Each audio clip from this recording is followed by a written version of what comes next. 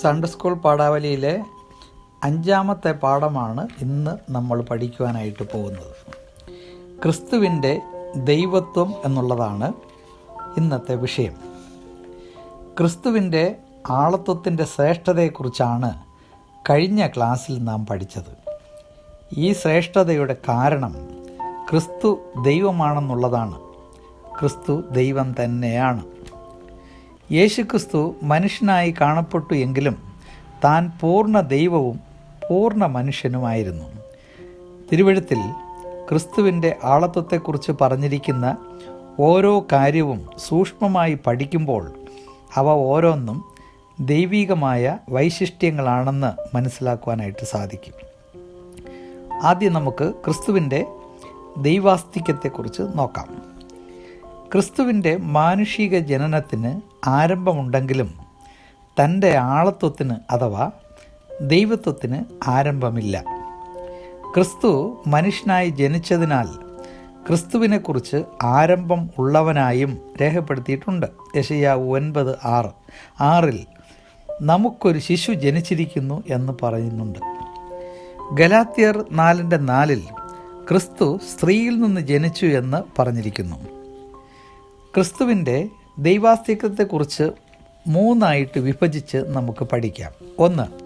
പൂർവാസ്തിക്യം, 2.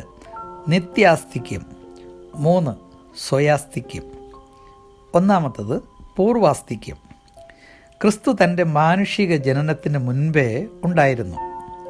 യെശയ്യാവ് 9:6 ഇങ്ങനെ വായിക്കുന്നു: നമുക്കൊരു മകൻ നൽകപ്പെട്ടിരിക്കുന്നു. ഗലാത്യർ 4:4 സ്ത്രീയിൽ നിന്ന് ജനിച്ചവനായി നിയോഗിച്ചയച്ചത്. യോഹന്നാൻ 8:58 ഇങ്ങനെ വായിക്കുന്നു: അബ്രഹാം ജനിച്ചതിന് മുൻപേ ഞാനുണ്ട്. 2 കൊരിന്ത്യർ 8:9 ക്രിസ്തു സമ്പന്നനായിരുന്നു എന്ന് പറയുന്നുണ്ട്. യോഹന്നാൻ 1:30 ക്രിസ്തു യോഹന്നാൻ സ്നാപകന് മുൻപേ ഉണ്ടായിരുന്നു. ഈ വാക്യങ്ങളിൽ നിന്നൊക്കെ പൂർവാസ്തിക്യം ക്രിസ്തുവിനുണ്ടായിരുന്നു എന്ന് നമുക്ക് കാണുവാൻ കഴിയും. 2. നിത്യാസ്തിക്യം. ക്രിസ്തു തൻ്റെ ജനനത്തിന് മുൻപേ ഉണ്ടായിരുന്നു എന്ന് മാത്രമല്ല, നിത്യതയിലേ ഉണ്ടായിരുന്നു. കാലത്തിൻ്റെ തുടക്കമായ ആദിക്ക് മുൻപേ ക്രിസ്തു ഉണ്ടായിരുന്നു. യോഹന്നാൻ 1:1 നാം ഇങ്ങനെ വായിക്കുന്നു: ആദിയിൽ വചനം ഉണ്ടായിരുന്നു. ആദിയിൽ വചനം ഉണ്ടായി എന്നല്ല, വചനം ഉണ്ടായിരുന്നു എന്ന് പറഞ്ഞിരിക്കുന്നു. യോഹന്നാൻ 17:5 ഇങ്ങനെ വായിക്കുന്നു: ലോകം ഉണ്ടാകുന്നതിന് മുൻപേ എനിക്ക് നിൻ്റെ അടുക്കൽ ഉണ്ടായിരുന്ന മഹത്വം. അതായത് ആദിയിൽ ദൈവം ആകാശം ഭൂമി സൃഷ്ടിച്ചു. അതിനു മുൻപ് ക്രിസ്തു ഉണ്ടായിരുന്നു. കൊലോസ്യർ 1:17 ഇങ്ങനെ വായിക്കുന്നു: സർവത്തിനും മുൻപേ ഉള്ളവൻ. സർവത്തിന് മുൻപേ ഉണ്ടായവൻ എന്നല്ല, സർവത്തിന് മുൻപേ ഉള്ളവൻ എന്നാണ് ആശയം. ക്രിസ്തു സകലത്തിനും ആധാരമായിരിക്കുന്നു. അതുകൊണ്ടാണ് ആദ്യനും അന്ത്യനും അവിടെ നിന്ന് പറഞ്ഞിരിക്കുന്നത്. വെളിപ്പാട് 1:17 ഇങ്ങനെ വായിക്കുന്നു: ഞാൻ ആദ്യനും അന്ത്യനും ജീവനുള്ളവനും ആകുന്നു. നേരത്തെ പറഞ്ഞ വേദഭാഗങ്ങളെല്ലാം തന്നെ തൻ്റെ നിത്യാസ്തിക്യത്തെ തെളിയിക്കുന്നവയാണ്. 3. സ്വയാസ്തിക്യം. ആരുടെയും സഹായം കൂടാതെ നിലനിന്ന് പോകുവാനുള്ള കഴിവ് ദൈവത്തിന് മാത്രമാണുള്ളത്. കർത്താവായ യേശുക്രിസ്തുവിന് നിലനിൽക്കുവാൻ ആരുടെയും സഹായം ആവശ്യമില്ല. തനിക്ക് സ്വയാസ്തിക്യം ഉണ്ട് എന്ന് തെളിയിക്കുന്ന വേദഭാഗങ്ങൾ നമുക്ക് നോക്കാം. യോഹന്നാൻ 1:4 ഇങ്ങനെ കാണുന്നു: അവനിൽ ജീവനുണ്ടായിരുന്നു. ക്രിസ്തുവിൻ്റെ ജീവൻ മറ്റാരിൽ നിന്നും സ്വീകരിച്ചിട്ടുള്ളതല്ല. യോഹന്നാൻ 5:26 പുത്രനും തന്നിൽ തന്നെ ജീവനുള്ളവൻ. യോഹന്നാൻ 11:25 ഇങ്ങനെ വായിക്കുന്നു: ക്രിസ്തു പുനരുത്ഥാനവും ജീവനുമാകുന്നു. യോഹന്നാൻ 14:6 ക്രിസ്തു തന്നെ വഴിയും സത്യവും ജീവനും. യോഹന്നാൻ 10:18 ആരും എടുത്തു കളയാത്ത ജീവനുള്ളവൻ. അതായത് സ്വന്തം ഇഷ്ടപ്രകാരം തൻ്റെ ജീവനെ ഏൽപ്പിച്ചു കൊടുക്കാനും തിരികെ എടുക്കാനും കഴിവുള്ളവൻ. പിതാവായ ദൈവത്തെപ്പോലെ പൂർവാസ്തിക്യം നിത്യാസ്തിക്യവും സ്വയാസ്തിക്യവും ക്രിസ്തുവിനുള്ളതിനാൽ ക്രിസ്തു ദൈവം തന്നെയാണ്. ക്രിസ്തുവിലുള്ള ധാർമ്മിക ഗുണവിശേഷങ്ങൾ അല്ലെങ്കിൽ ദൈവത്തിലുള്ള ധാർമ്മിക ഗുണവിശേഷണങ്ങൾ ക്രിസ്തുവിൽ നമുക്ക് കാണുവാൻ കഴിയും. 1. സർവശക്തി. സൃഷ്ടിപ്പിൽ ആ കാര്യം കാണുന്നുണ്ട്. യോഹന്നാൻ 1:3 സകലവും അവൻ മുഖാന്തരം ഉളവായി. എബ്രായർ 1:10 പൂർവകാലത്ത് ഭൂമിക്ക് അടിസ്ഥാനമിട്ടു. കൊലോസ്യർ 1:16 സകലവും അവൻ മുഖാന്തരം സൃഷ്ടിക്കപ്പെട്ടു. കൊലോസ്യർ 1:17 അവൻ സകലത്തിനും ആധാരം. ഇനി പ്രകൃതിയിൽ ഉള്ള കാര്യങ്ങൾ നോക്കാം. യോഹന്നാൻ 2:7-9 വരെ വെള്ളത്തെ വീഞ്ഞാക്കി. മത്തായി 8:16 സകല ദീനക്കാരെയും കർത്താവ് സൗഖ്യമാക്കി. മർക്കോസ് 4:39 കാറ്റിനെയും കടലിൻ്റെ മേലും അധികാരമുള്ളവനായിട്ട് കാറ്റിനെയും കടലിനെയും നിയന്ത്രിച്ചു. യോഹന്നാൻ 11:43-44 മരണത്തിൻ്റെയും ജീവൻ്റെ മേൽ ക്രിസ്തുവിന് അധികാരമുണ്ടായിരുന്നു. 2. സർവജ്ഞാനം. ദൈവത്തിന് മാത്രമുണ്ടായിരുന്ന സർവജ്ഞാനം ക്രിസ്തുവിലും നമുക്ക് കാണുവാൻ കഴിയും. മത്തായി 11:37 മറ്റാർക്കും മനസ്സിലാക്കാൻ കഴിയാത്ത നിലയിൽ പിതാവിനെ അറിയുന്നവനാണ് ക്രിസ്തു. മത്തായി 9:4 ക്രിസ്തു മനുഷ്യരുടെ ഹൃദയങ്ങളിലെ നിരൂപണങ്ങൾ അറിഞ്ഞു. യോഹന്നാൻ 2:24-25 മനുഷ്യരിൽ ഉള്ളത് സ്വതവേ അറിയുന്നവനാണ് ക്രിസ്തു. ലൂക്കോസ് 16:19-31 വരെ മരണാനന്തര കാര്യങ്ങൾ അറിയുന്നവൻ. യോഹന്നാൻ 21:6 കടലിലെ മത്സ്യങ്ങളുടെ ഗതി അറിയുന്ന വ്യക്തി. മത്തായി 17:27 ചതുർധർമ്മം പണം മത്സ്യത്തിൻ്റെ വയറ്റിൽ ഉണ്ടെന്ന് അറിഞ്ഞ വ്യക്തി. ഇതെല്ലാം ക്രിസ്തു സർവജ്ഞാനിയാണെന്ന് തെളിയിക്കുന്ന കാര്യങ്ങളാണ്. 3. സർവ്വവ്യാപകത്വം. യോഹന്നാൻ 3:3 ഒരേ സമയത്ത് തന്നെ സ്വർഗത്തിലും ഭൂമിയിലും വസിക്കാൻ കഴിയുന്നവൻ. മത്തായി 18:20 2 or 3 പേർ തൻ്റെ നാമത്തിൽ കൂടുന്ന ഇടത്തൊക്കെയും അവരുടെ നടുവിൽ ഉള്ള വ്യക്തിയാണ് ക്രിസ്തു. മത്തായി 28:20 ലോകാവസാനത്തോളം എവിടെയും ഉള്ള വിശ്വാസികളോട് കൂടെ ഉള്ളവൻ. ഈ വാക്യങ്ങളൊക്കെയും തന്നെ സർവ്വവ്യാപകത്വം തെളിയിക്കുന്നവയാണ്. 4. വിശുദ്ധി. ലൂക്കോസ് 1:35 ക്രിസ്തുവിനെ വിശുദ്ധ പ്രജ എന്ന് പറഞ്ഞിരിക്കുന്നു. ലൂക്കോസ് 5:8 പാപിയായ എന്നെ വിട്ടു പോകണമെന്ന് പത്രോസ് പറയുന്നു. മർക്കോസ് 1:24 അശുദ്ധാത്മാക്കളും ക്രിസ്തുവിനെക്കുറിച്ച് നീ ദൈവത്തിൻ്റെ പരിശുദ്ധനെന്ന് പറയുന്നു. അപ്പോസ്തലപ്രവൃത്തി 4:27-30 വാക്യങ്ങളിൽ പരിശുദ്ധ ദാസനെന്ന് ക്രിസ്തുവിനെക്കുറിച്ച് പറഞ്ഞിരിക്കുന്നു.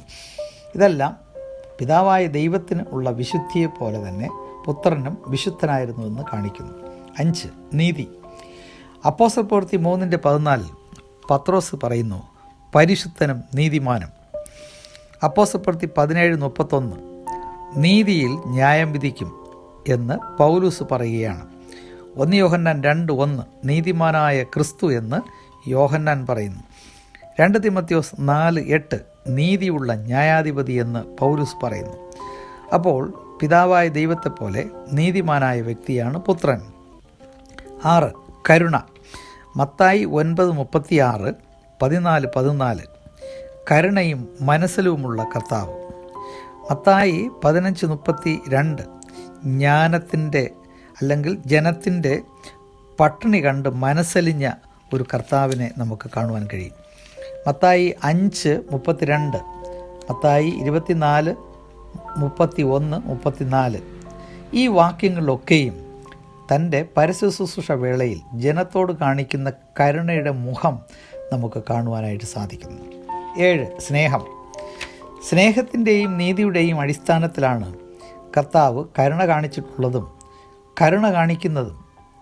കർത്താവ് മനുഷ്യരെ പൊതുവേയും തനിക്കുള്ളവരെ വിശേഷാൽ സ്നേഹിച്ചു. അതോടൊപ്പം ശത്രുക്കളെയും സ്നേഹിച്ചതായി നമുക്ക് കാണുവാൻ കഴിയും. മത്തായി 5:44 ശത്രുക്കളെ സ്നേഹിക്കണമെന്ന് കർത്താവ് കൽപ്പിക്കുന്നു. കൂടാതെ യോഹന്നാൻ 11:5 13:5 15:9, 10, 19:26, വെളിപ്പാട് 1:6 തുടങ്ങിയ വാക്യങ്ങളിൽ തൻ്റെ സ്നേഹത്തിൻ്റെ ആഴം വെളിപ്പെടുത്തുന്നതായിട്ട് കാണുവാനായിട്ട് സാധിക്കും. 8. വിശ്വസ്തത അല്ലെങ്കിൽ മാറ്റമില്ലായ്മ. ദൈവത്തിൽ മാത്രമുള്ള മറ്റൊരു ഗുണവിശേഷമാണ് വിശ്വസ്തത. വെളിപ്പാട് 1:5, 5:14, 2 തെസ്സലോനിക്കർ 3:3, എബ്രായർ 2:17, 13:8 തുടങ്ങിയ വാക്യങ്ങളിൽ കർത്താവിൻ്റെ വിശ്വസ്തതയെക്കുറിച്ച് നമുക്ക് കാണുവാൻ സാധിക്കും. മാത്രമല്ല, ദൈവത്തിൻ്റെ സർവ്വസമ്പൂർണതയും ക്രിസ്തുവിൽ ദേഹരൂപമായി വസിക്കുന്നു എന്ന് കൊലോസ്യർ 1:19 2:9 പറഞ്ഞിട്ടുണ്ട്. ക്രിസ്തുവിലെ മറ്റു ചില പ്രത്യേകതകൾ. 1. ക്രിസ്തു ദൈവത്തെപ്പോലെ ആരാധന സ്വീകരിച്ചു. പടകിലുള്ളവർ കർത്താവിനെ നമസ്കരിച്ചു. മത്തായി 14:33. ശിഷ്യന്മാർ നമസ്കരിച്ചു.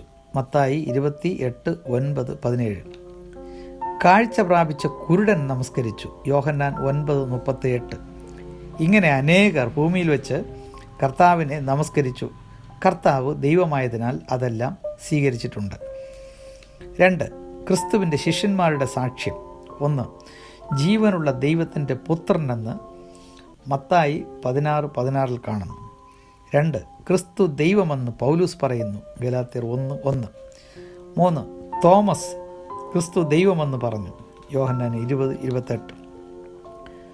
മൂന്നാമത്തെ പ്രത്യേകത, ക്രിസ്തുവിൻ്റെ അവകാശവാദങ്ങൾ നമുക്ക് നോക്കാം. 1. ദൈവാലയത്തേക്കാൾ വലിയവൻ. മത്തായി 12:6. 2.